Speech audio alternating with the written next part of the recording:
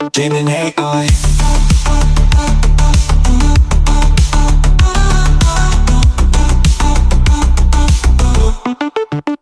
Jamin AI. All right, welcome back for another deep dive. Today we're going to be taking a look at a blog post with a really intriguing title, Why I'm Annoying About Politics. Yeah, it definitely grabs your attention. It does. And it's written by Jamin Bradley, who's a pastor. Oh, I've heard of him. Yeah, he's got a background in theology and social justice. Interesting combination. It is. And he often kind of goes into these kind of like under the radar topics, the kind that really makes you stop and think. Absolutely. So today we're going to be deep diving into his perspective on faith and politics. Particularly in the context of the American church, right? Exactly. Should be interesting. Yeah.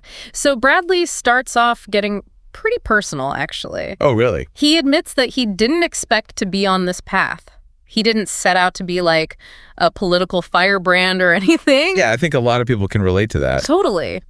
We might start out thinking faith is, a private matter. Separate from the political arena. Right. Exactly. But it rarely stays that way, does it? No, life has a way of kind of blurring those lines. For sure. And that brings us to like the core of his argument. Okay.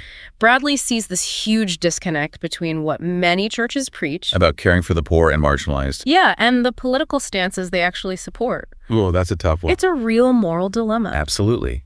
How can you champion compassion and back policies that contradict those values? Yeah, it's like talking the talk without walking the walk, right? Exactly. And Bradley doesn't shy away from specifics. Oh, he names names. He brings up Donald Trump Whoa. and the support he received from some Christian communities. Okay. He calls it a form of idolatry, Wow. elevating a political figure to a level that rivals devotion to the teachings of Jesus. That's a pretty bold statement. Yes. It really makes you think. Have you ever felt that tension, Oh, yeah. that struggle to reconcile your faith with the political landscape? Definitely. It's something a lot of people grapple with, I think. For sure. So Bradley talks about the emotional toll it took on him as a pastor during Trump's presidency. I bet. This constant pressure to defend basic Christian values. Oh, I can imagine. Having to explain why certain political viewpoints didn't square with the teachings of Jesus. Yeah, those conversations must have been tough. Week after week trying to bridge that gap. It must have been exhausting. Totally. And it kind of points to the deeper issue here. What's that? This potential for the American church to stray from its core values. To get caught up in political ideology. Yeah, and ultimately distract from the essence of the faith. That's a really important point. Now hold on a sec. American church. Yeah. That term feels kind of loaded. What exactly does he mean by that? That's a great question.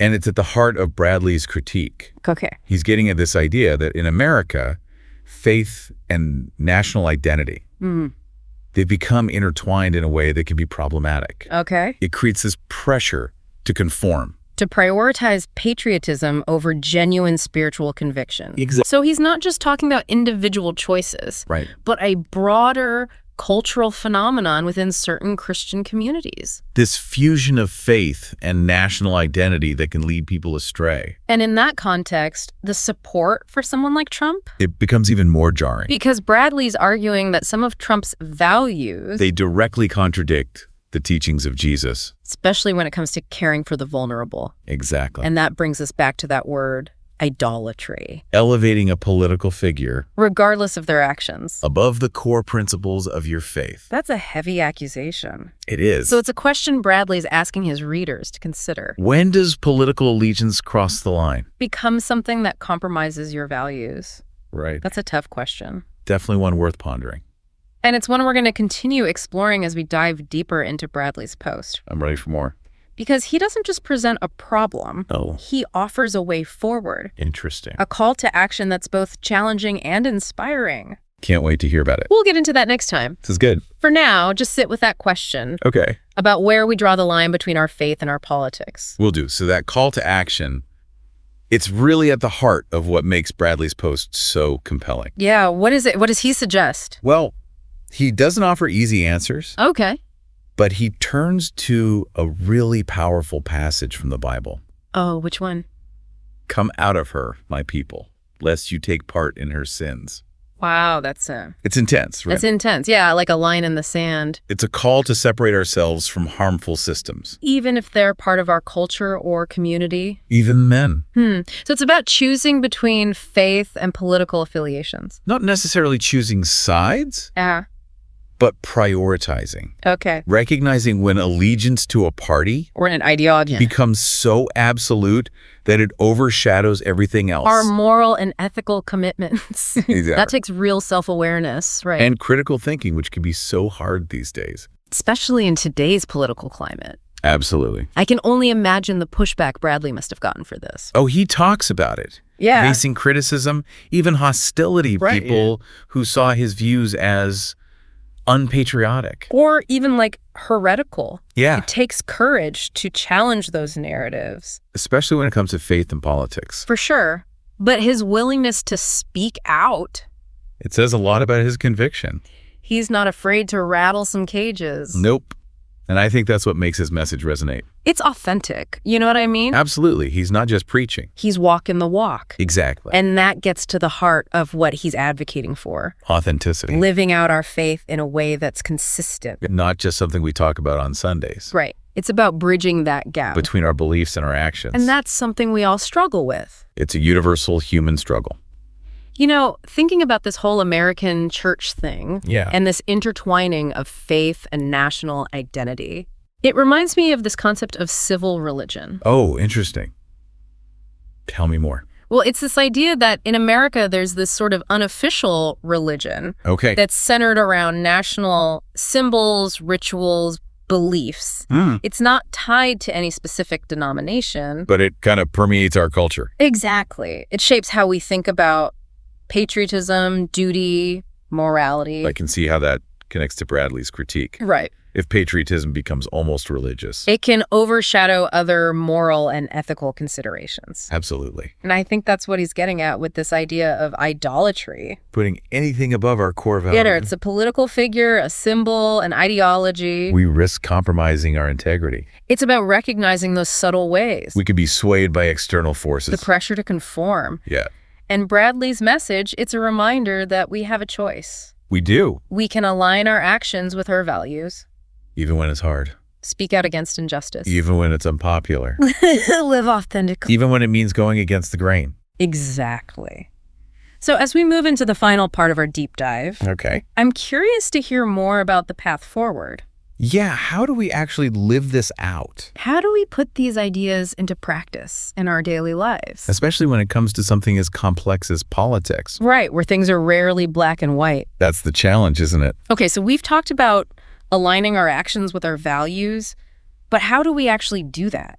Yeah, especially in the messy world of politics. Right, where things are rarely so clear-cut, Well, Bradley doesn't give us a step-by-step guide. which makes sense. He wants us to really think about this, Right. not just offer easy answers. Okay, but he does give us some things to consider. Yes, he does. So what are some of the highlights? Well, he really stresses critical thinking. Okay. Like, don't just take everything at face value. You mean from... Politicians, the media, even people in our own communities. Yeah, it's easy to just stay in our own little bubbles. Absolutely. So how do you break out of that? Bradley says start with your own values. Okay. Like, what do you actually believe in? What are the principles that guide your life? Exactly. Yeah. Then ask yourself, do your choices line up with that? You mean like who I vote for? Yeah, the policies I support. The candidates I donate to? It's about holding a mirror up to ourselves. And that can be uncomfortable. It can.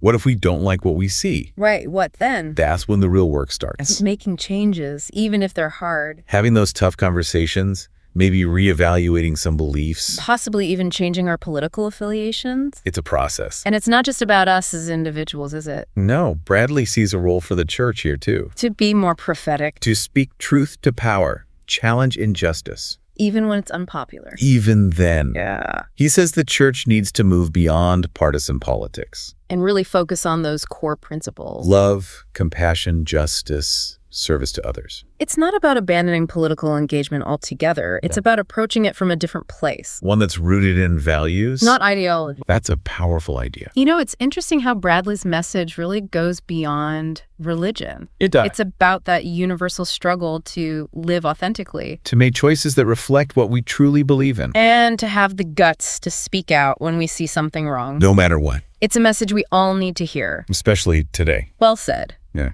So as we wrap up this deep dive into Jamin Bradley's blog post, I want to leave you with this. Okay. Take some time to reflect on your own values. How they shape your choices. Not just in politics, but in everything. Are you walking the walk? Or just talking the talk. And if you find a disconnect, have the courage to make a change. Because authenticity is a journey. Not a destination. It takes work, it takes self-reflection. And it takes courage. But as Bradley reminds us, it's a journey worth taking. Absolutely. Well, this has been a really thought-provoking deep dive. It has. And I hope it's given you all some things to ponder as well. Me too. Until next time, keep questioning, keep exploring.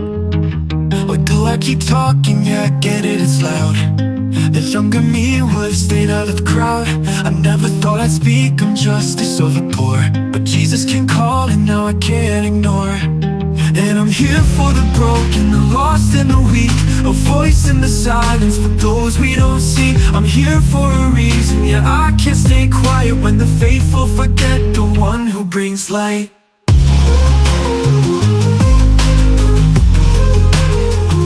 It's easy to follow, but the road is tough. When truth's in the shadow, who will speak up?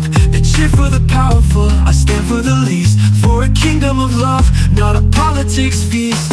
And I'm here for the broken, the lost and the weak, a voice in the silence for those we don't see. I'm here for a reason, yeah, I can't stay quiet when the faithful forget the one who brings light.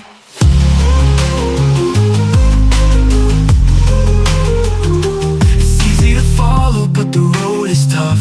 When truth's in the shadow, who will speak up? They cheer for the powerful, I stand for the least. For a kingdom of love, not a politics feast. And I'm here for the broken, the lost and the weak, a voice in the silence for those we don't see. I'm here for a reason, yeah, I can't stay quiet when the faithful forget the one who brings light.